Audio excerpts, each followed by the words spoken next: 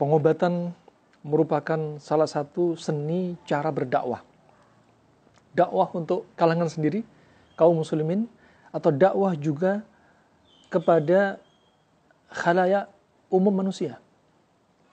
Dan Nabi SAW jika menyampaikan terapi pengobatan, maka terapi pengobatan atau tibun nabawi yang diajarkan Nabi SAW tidak seperti pengobatan yang pada umumnya, pada lainnya.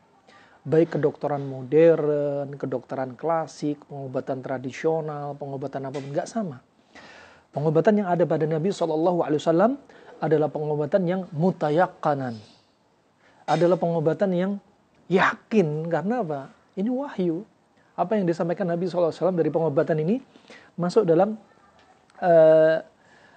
firman Allah Subhanahu wa taala, "Wa ma yantiqu 'anil hawa in huwa illa wahyu yuha." Dan apa yang disampaikan Nabi SAW bukanlah dari hawa nafsu, dari wahyu yang diwahyukan dari Allah Subhanahu wa taala melalui malaikat Jibril kepada Nabi SAW. Nah, juga apalagi masuk dalam konteks ayat sebagaimana disampaikan Muhammad bin Muflih, ya, ulama tahun 700 Hijriah, kurun ke-7 ini, dia menyampaikan bahwasanya pengobatan ini tibun nabawi termasuk salah satu bidang dari bidang-bidang ilmu syariat. Sehingga masuk dalam konteks ayat, "Al-yauma akmaltu lakum dinakum wa atmamtu 'alaikum ni'mati wa raditu lakumul Islam madina." Maka termasuk Anda belajar tibun nabawi, sebenarnya Anda belajar ilmu syar'i. Nah, sekaligus belajar ilmu syar'i, belajar dengan cara pengobatan dari Nabi, ya, sudah dapat pahala ibadah sunnah, Anda bisa sehat, plus Anda bisa menyampaikan cara pengobatan ini kepada manusia. Khairukum anfa'ukum linnas. Ya, sebaik-baik kalian yang paling bermanfaat kepada manusia. Apalagi dengan cara pengobatan yang simpel, jauh dari efek samping. Jauh dari efek samping dan mudah sekali untuk ditempuh. Nah, dengan konsep yang sangat simpel, tidak berbelit-belit, ya. Pengobatan Arab klasik lalu, jangan bilang pengobatan yang tradisional, jangan bilang pengobatan alternatif, jangan bilang pengobatan yang terbelakang, jangan. Justru pengobatan Nabi dari wahyu. Nah, dari wahyu, bahkan pengobatan Islam di masa silam termasuk pengobatan yang paling terdepan dalam teknologi pengobatan. Sampai orang-orang Eropa mengakui pengobatan yang datang dari negeri Arab.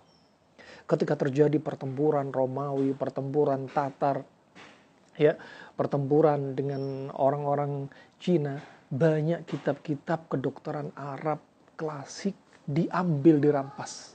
Sampai saat itu, sampai detik ini, pengobatan kedokteran di zaman kita nggak seperti di masa lalu. Hampir atau seperti sirna atau terputus. Nah, rahimakumullah, sekali lagi saya sengaja ingin mendalami dan mengumpulkan kitab-kitab, ya, terkait kitab-kitab Arab klasik. Kenapa? Karena sebenarnya ada amanah dari mereka agar ilmu mereka sampai kepada kita dan orang-orang setelah kita. Berapa banyak pengobatan ini terputus ketika ilmu mereka tidak dibahas, diputus. Banyak orang yang tidak menguak, ya, rahasia dari pengobatan tibun nabawi, kedokteran Arab klasik. Masya Allah. Ini rahmatullah, ingin kita hanya menyambung lisan, menyambung tulisan dari mereka untuk kita kuat sekarang. Nah, semua pengobatan ada seninya. Pengobatan Cina dengan seninya, Romawi dengan seninya, ala India dengan seninya. Ya, pengobatan Indonesia sendiri ada seninya. Tapi kami ingin menguak apa yang ada di bawah oleh para ulama kita. Ada yang sampai kepada Nabi atau tidak muncul dari Nabi, tapi mereka sudah melalui proses uji coba. Ya, bil istiqra, bit tajarrub, dengan uji coba dan turun-temurun. Barakallahu fikum. Fa'ini rahimahumullah jami'an. Fatibun nabawi, ya, pengobatan nabawi yang dari wahyu ini, datangnya dari wahyu ini, ya, adalah pengobatan yang paling masuk akal dan didapati sesuai kenyataan dan bahkan kesembuhan. Yang mana kedokteran yang lainnya, ilmu pengobatan yang lainnya, ajazu an dzalik, lemah dari seperti apa yang disampaikan Nabi. Contoh, Contoh barakallahu fikum. Bagaimana Nabi menyampaikan dari hadis Abu Hurairah. Ya. Nabi telah bersabda, ya, "Idza waqa'a ad-dubab fi ina'i ahadikum falyaqmishu, thumma liyanza'hu, fa inna fi ihda janahi da' wa fil ukhra shifa." Kalau kalian mendapati bejana kalian, salah satu dari bejana kalian itu dimasukin lalat, kemasukan lalat, tercemplung lalat di situ, fal yakmishu, maka buang dia, celupin dulu, ya, fal yakmishu tsumma liyanzahu, celupin dulu, baru dibuang. Tapi di sini dalam sisi bahasa Arab kita bisa membaca bagaimana teknisnya. Nabi sebutkan fal yakmishu, huruf fa dalam bahasa Arab yufidus sur'ah, memberikan makna apa? Cepat-cepat, maka cepat-cepat celupkanlah. Tsumma liyanzahu, kemudian cepat buanglah. Karena pada satu sayap itu membawa penyakit, satu sayap yang lainnya bawa obat. Nah, kalau Nabi nggak sampaikan, siapa akan meneliti sayap lalat? Siapa akan meneliti sedetail ini? Nah, mereka yang percaya dengan hadis Nabi langsung meneliti. Dan meneliti untuk membenarkan, bukan meneliti untuk menafikan. Subhanallah, ternyata satu sayap itu membawa bakteri, bahkan ribuan bakteri. Subhanallah. Kemudian Nabi memerintahkan cepat celupkan, falyakmisu, cepat-cepat celupkan.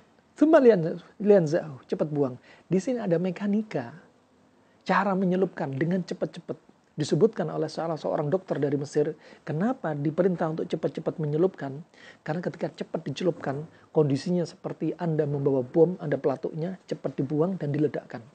Saat itu sayap satunya yang cepat dimasukkan, saat itu mengeluarkan, yaitu ada satu obat. Ternyata ada pada sayap satunya bakteri yang dikenal dengan actinomycin atau actinomycetin yang untuk membunuh sekian bakteri, ribu bakteri yang ada di sayap satunya. Ya Allah. Nah, ini ajaib. Ya, kalau Nabi nggak bilang, nggak akan ada yang meneliti. Nah, Nabi juga menyebutkan ketika menggunakan nyeri pinggang isialgia. Ya, isialgia, nyeri pinggang. Nabi nyebutin ekor kambing. Coba, mana yang sampai mikir obatnya nyeri pinggang pakai ekor kambing? Ya, nggak ada mikir sampai sedetail demikian. Ini pengobatan yang sangat masuk akal dan meyakinkan. Kenapa? Pada ekor kambing ternyata mengandung prostaglandin, enzim untuk mengurangi nyeri, sekaligus untuk mengatasi inflamasi. Masya Allah. Ternyata mereka meneliti, benarnya seperti demikian. Ajaib wa gharaib. Nah, barakallahu fikum. Ini contoh, rahimana wa rahimakumullah. Fatibun Nabawi nggak bisa dipungkiri. Jangan jadikan obat alternatif. Jadikan obat terdepan. Ya, the main therapeutic. Ya, pengobatan yang utama, terapi yang paling utama. Bukan alternatif. Bukan ketika penyakit ini berobat ke sana kemari nggak sembuh baru Tibun Nabawi. Enggak. Di awal langsung menggunakan Tibun Nabawi. Barakallahu fikum.